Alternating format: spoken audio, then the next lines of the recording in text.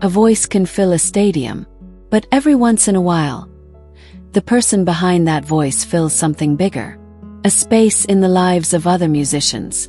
A space in a crew member's story.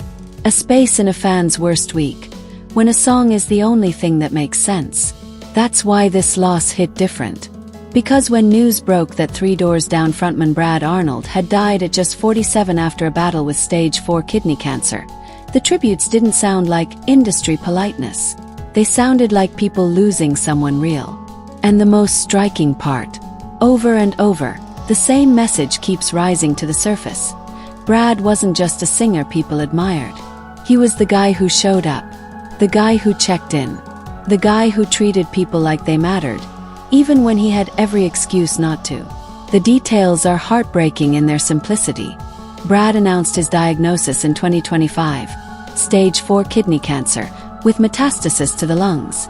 And from that point forward, the story became less about chart positions and more about time, treatment, strength, the pauses between tour plans, the quiet reality behind the scenes. Then came February 7, 2026. 47 years old. And suddenly, the rock world wasn't talking about the next show. It was talking about the man. Because when someone's music is everywhere, you expect the headlines to focus on the hits. But when someone's character is everywhere too, that's what people can't stop sharing. It's hard to explain to someone outside rock radio just how deep 3 Doors Down runs in the culture. Their songs weren't just popular. They became checkpoints in people's lives. First car, first breakup, late night drive. That one summer when everything felt possible. The kind of catalog that doesn't sit politely in the past. It keeps getting pulled forward by new listeners who weren't even around for the original wave. And Brad's voice was the center of that. Not flashy, not trying too hard, just honest enough that you believed it. That's the part fans feel first, the sound. But the tributes made something else crystal clear. Inside the industry, Brad's legacy wasn't only the microphone. It was the way he carried himself when the lights were off.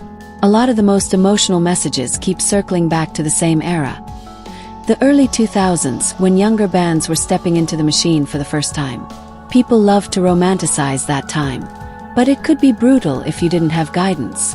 And that's where Brad's name keeps showing up like a signature. One story in particular has been repeated because it says everything without trying too hard. A young band gets a tour opportunity that was supposed to be short. 2 weeks, maybe a month. Turns into months. And instead of acting like unreachable superstars, 3 Doors Down treats the whole thing like a community. Like a moving city where everyone matters. Crew, support bands, everybody. That's not common. And the people who lived it never forgot it. Here's what makes that mentorship story so sticky. It isn't framed like some dramatic "he saved my career" moment. It's a practical lesson. Quiet warning. The kind you only get from someone who has seen the industry chew people up. Because early on, when success starts happening, everything feels magical. You walk onto a video set and it's like the universe is celebrating you. But later, if you're not careful, that same room can make you bitter, suspicious, entitled. Brad understood that shift, and he didn't just understand it, he tried to protect people from it. And that says something. Because you don't give that kind of advice if you're only thinking about yourself. You give it because you want the person in front of you to stay human. And then you zoom out. Because it wasn't one story. It was a pattern. Different artists. Different tours. One band talks about how Brad shared time so someone else could play. Another remembers him watching a younger singer struggle and stepping in with real help, like it was the most normal thing in the world. Someone else describes him as compassionate in a way that didn't feel performative, like he genuinely couldn't stand seeing someone fall apart and not reach out. And when the stories come from all directions like that, different scenes, different personalities, different decades, it stops being a nice anecdote, starts looking like character. That's why, when Brad got sick, people didn't just post polite condolences. They sounded personally shaken. Because for a lot of them, he wasn't that guy from that band. He was the friend who texted first when someone else was grieving. He was the voice on the phone who didn't need to fix everything, just needed you to know you weren't alone. And those details matter in a tribute video, because fans don't only connect to a discography, they connect to the idea that the person behind it was real, that the songs came from an actual heart. Then there's the other thread you can't ignore, because it keeps surfacing in the tributes: Brad's faith. This part isn't about preaching. It's about the way people described him facing the hardest stretch of his life. The consistent message is that he wasn't hiding. He wasn't trying to make himself look invincible. He was honest about what he was battling, and he was open about what carried him through it. His belief, his love for Jesus, and a kind of peace that people around him could feel. And whether someone watching shares that faith or not, you can still recognize courage when you see it. The courage to be seen. The courage to be vulnerable. The courage to keep loving people while you're the one who needs help. Now think about what that does to a community.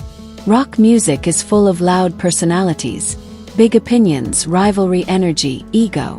But grief has a way of stripping all that away. And suddenly you're seeing artists, guys who have played massive stages, guys who have survived their own battles, speaking like they lost a brother. Not because they feel obligated, because they remember who he was.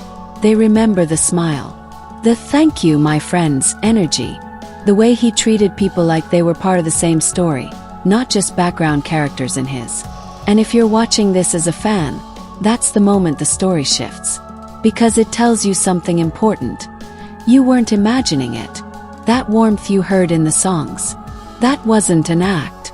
Brad's public legacy is the music.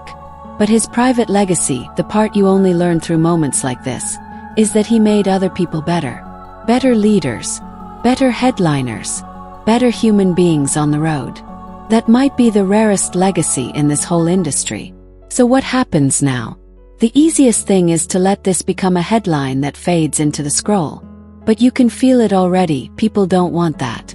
When fans and musicians start talking about tribute shows, benefit nights, memorial performances, it's not just a cool idea. It's a sign that his presence was bigger than a playlist. And if a tribute concert does happen someday, it shouldn't be built like a glossy industry event. It should be built like Brad lived: community first, band first, crew first, fans included. A night where the songs are loud, but the stories are louder. Because that's how you keep someone's memory alive in a way that actually means something. You play the catalog, but you also carry forward the behavior. You treat the younger band with respect. You notice the person struggling. You share the stage. You make the call. You send the text first. That's the ripple effect people keep describing. And that's why the tributes don't feel like goodbye. They feel like a promise. So if you've ever sung along to a Three Doors Down song without even realizing you knew every word, today, don't just listen quietly. Play it loud. And if you've got a memory tied to that music, first concert, first love, a tough season you survived, drop it in the comments. Tell people what song carried you. Because years from now, that's what this will still be about. Not just how Brad Arnold sounded, but how he made people feel. And how he helped people become better while he was here. Thank you, my viewer. I hope you keep it here on my channel for more discoveries on all the celebrities' untold journeys. Like, comment, and subscribe on Hajara Rama channel. Thank you so much.